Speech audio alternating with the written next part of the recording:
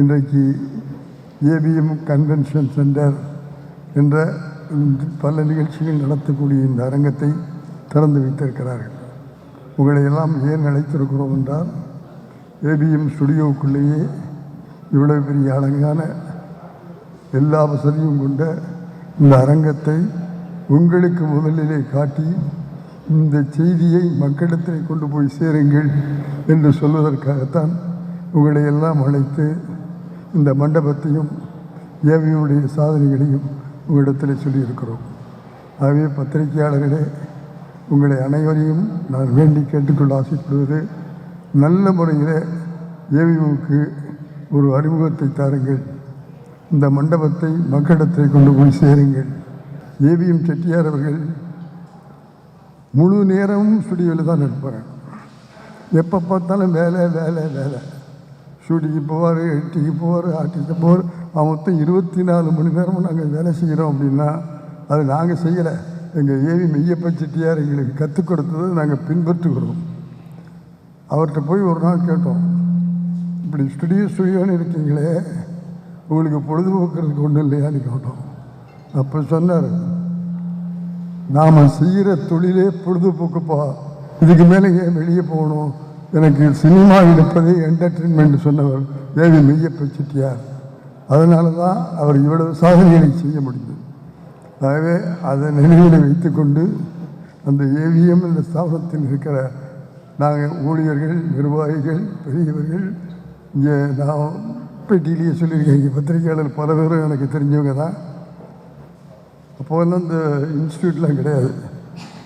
எங்களுக்கு இன்ஸ்டியூட்டே AVM studio தான்.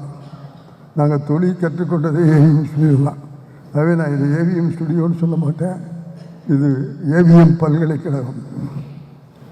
அதனுடைய வேந்தர் ஏவி மெய்யப்ப செட்டியார், துணைவேந்தர் முருகன், குமரன், பாலு, நம்முடைய சரவணன் சார். இங்கே வந்த இயக்குநர்கள் எல்லாம் பேராசிரியர்கள். அந்த மாதிரி பல்கலைக்கழகத்தில் படித்ததுனால தான் இந்த முத்துராமன் 60 வருஷமாக 55 படங்களை இயக்கி விட்டு உங்கள் முன்னாலே நிற்கிறேன் என்பதை மகிழ்ச்சியோடும் பெருமையோடும் சொல்லி ஆசைப்படுகிறேன். அடுத்தபடியாக திரு MS குஹன் அவர்களை சிற்றுரை ஆற்றுமாறு கேட்டுக்கொள்கிறேன்.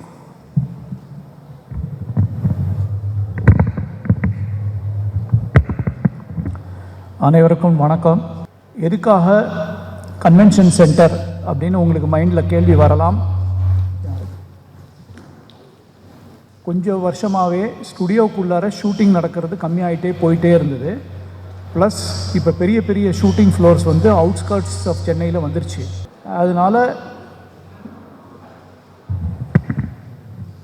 அதனால் நாங்கள் என்ன டிசைட் பண்ணோன்னா, எங்கள் grand father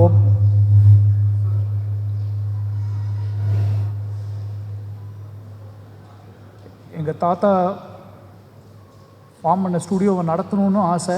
but at the same time நடத்துறதுல டிஃபிகல்ட்டி. ஏன்னா வந்து எலக்ட்ரிசிட்டி பில் கூட கட்டாமல் போயிடுச்சு. ஸோ அதனால் ஒரு ஷூட்டிங் ஃப்ளோரை கன்வெர்ட் பண்ணிட்டோம் கன்வென்ஷன் சென்டராக. அண்ட் இன்னொன்று வந்து அவர் ஒரிஜினலாக தேவகோட்டை ரஸ்தாவில் ஆரம்பித்த ஃப்ளோர் தான் ஃப்ளோர் நம்பர் 3. அது இன்னும் இங்கே இருக்குது. அதை பிரித்து தான் இங்கே போட்டாங்க. அதை இன்னும் ஸ்டுடியோவாகவே ரன் பண்ணுறோம்.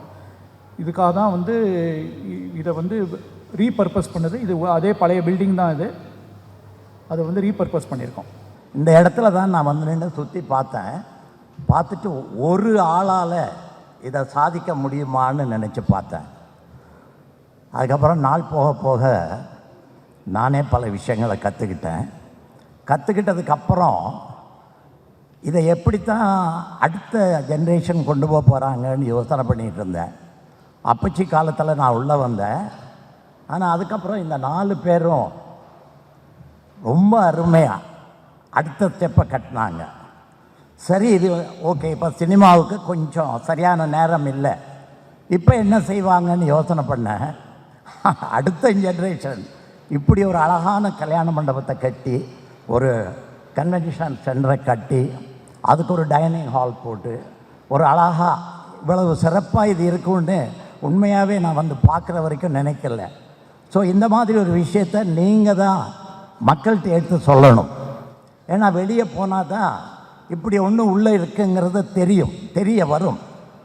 அதுதான் நான் இங்கே எடுத்து சொல்ல வேண்டிய முக்கியமான விஷயம். இது இப்படி ஒன்று ஒரு 7 ஃப்ளோர் 8 ஃப்ளோர் பின்னாடி வந்து அத்தனை ஃப்ளாட்ஸு, இந்த இடத்துல இப்படி ஒன்று இருக்குங்கிறத நீங்கள் மக்கள்கிட்ட எடுத்து சொல்லணும், எடுத்து செல்லணும்.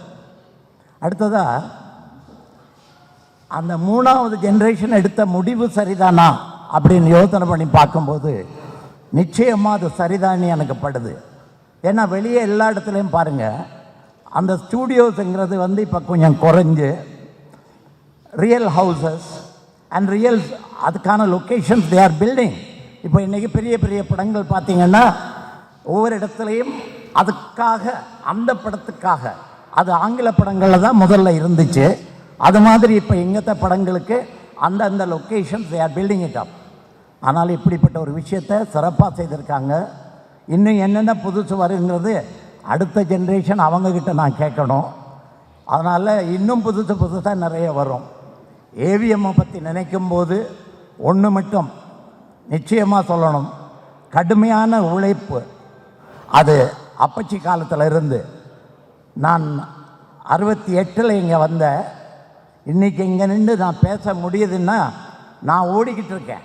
அந்த ஓடிக்கிட்டு இருக்கிறதுக்கான காரணம் எம்ஜிஆர் என்னை அறிமுகப்படுத்தினது மட்டுமல்ல, இங்கே வந்ததுக்கப்புறம் தான் சினிமாவில் இத்தனை விஷயங்கள் இருக்குது அப்படிங்கிறத கற்றுக்கிட்டதும், எனக்கு ஒரு 4 நல்ல சகோதரர்கள் கிடைத்ததும், ஒரு நல்ல நண்பன் கிடைத்ததும் இந்த இடத்துல தான். அந்த நண்பன் வந்து எஸ்பி முத்துராமன், உங்களுக்கு தெரியும். ஆகவே இந்த ஸ்தாபனத்தை பற்றி, இந்த இங்கே கட்டப்பட்டிருக்கிற கன்வென்ஷனல் சென்டரை பற்றி தயவு செய்து எவ்வளவு அதிகமாக மக்கள்கிட்ட எடுத்து சொல்ல முடியுமோ அதை செய்யுங்க. அதுக்காகத்தான் நீங்கள் வந்திருக்கீங்க. அதுக்காக நான் உங்களுக்கு நன்றி சொல்லி விடைபெறுவதற்கு முன்னால் தயவு செய்து சிரமப்பட்டு அவங்க உங்களை வரவேற்கணும், உங்களை சந்தோஷப்படுத்தி அனுப்பணுங்கிறதுக்காக டின்னர் ரெடி பண்ணியிருக்காங்க. தயவுசெய்து எல்லோரும் சாப்பிட்டுட்டு போகணும்னு கேட்டுக்கிட்டு நான் உங்கள்கிட்ட விடைபெறுறேன். நன்றி, வணக்கம்.